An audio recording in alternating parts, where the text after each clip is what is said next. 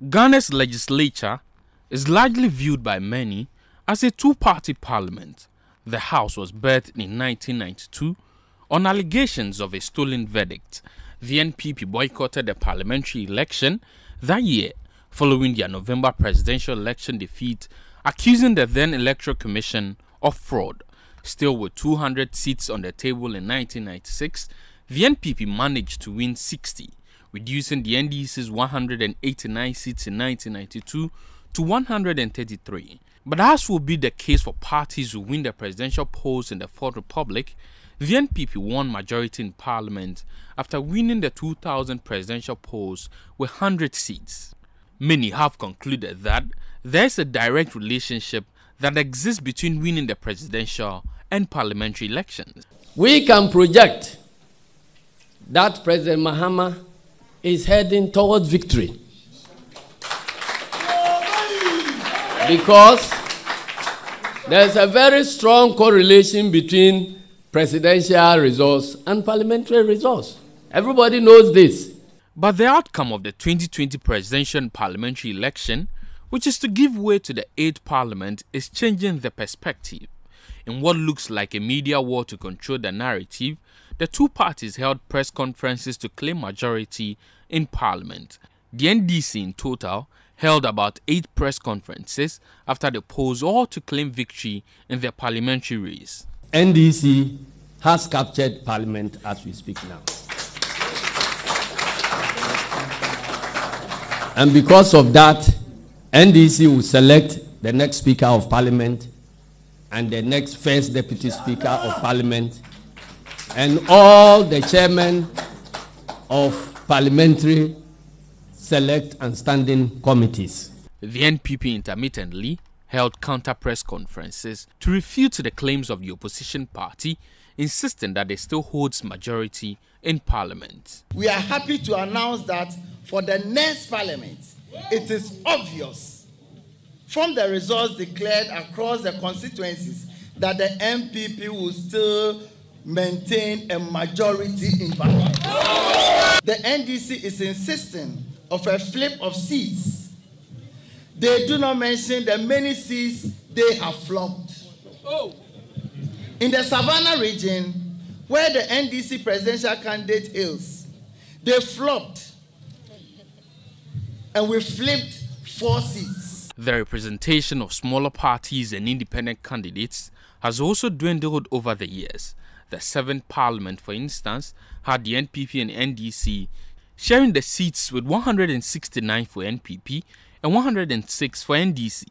But as collation came to a close and the Electoral Commission started publishing the constituency collator results on its website, it became clear that none of the parties had a clear majority in Parliament.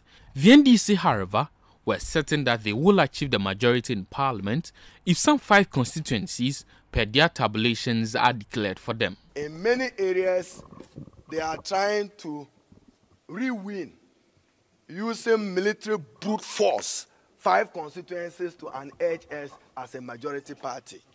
We are saying that let the pink sheet speak. And we have alerted our supporters across the country.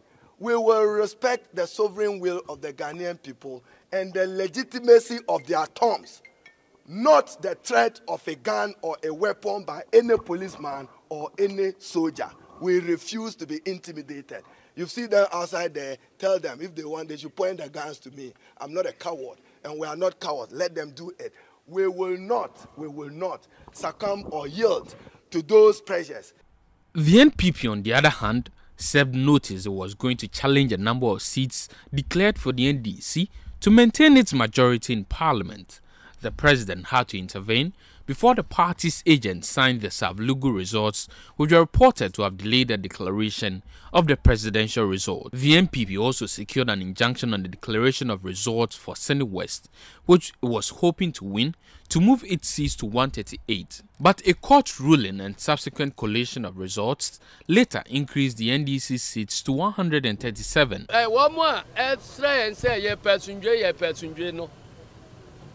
No credit as unjanim. Enunti, woman kasa, Nadia Yabaya no ha, and no namracheno. ye meye tachiman sa afudie sa boko ye ni ehunu nipa wafa asembia ni ho ye kan na ye lusu a anu no se yesu ne awini nso a ne yaje enu nti ye we because enye se bia 2 million pese tran mu ye ko abo ye fa ahudie ho kwan enti ye hwa ni mu se ye be tachiman sa afusa ye be sa hwiyo so sa ye be ko akoye esika do ketansa ye be ye takwa nso ayem sa ye wi a ye be hunu de wa win election ye wi a ne aya akonwa kase de no so sa. After the Electoral Commission's official data indicated an even split of the seats between the two major parties, the NPP will have to rely on the seat of an independent candidate who was expelled from the party before the polls to technically achieve the majority in parliament. Ubia namno kaso NPP ni a independent ne onye NPP ni papa onye NPP ni papa o NPP ni papa onye independent titru masumasi en from bana me no ndi komo a wamba no na chese uni ebu ma me utumi ni me nya adwuma onipa uni ebu ma me no me tumi ni nya adwuma. Some political analysts believe the independent MP-elect has saved the country from the drama that could have characterized the struggle for his vote in parliament following his early decision to sit with the NPP. My blood, my DNA, everything is NPP. Won't your supporters be disappointed at this decision? So I'm taking the decision with the prior recognition of my constituents. In fact, I'm not speaking just for myself. I'm speaking from my people. What they told me is probably what I'm speaking out to you. My people are saying, in spite of whatever happened, I should still be with NPP. The NDC still hopes the recollated Techiman South parliamentary results will do the magic for them. The party's hierarchy at all levels used various means at achieving this except a lawsuit. The fate of the Hohoi seat momentarily hangs in the balance as the Supreme Court is yet to deliver its judgment on a suit brought before it by the Attorney General, challenging an injunction against the swearing-in and recognition of the NPP MP-elect John Peter Amewu. Notwithstanding the outcome of the case, the next parliament will be of keen interest to observers of the political scene, as the House will see about 130 new legislators and witness the absence of about 30 MPs who were ministers and deputies in the first term of Nana Akufo-Addo.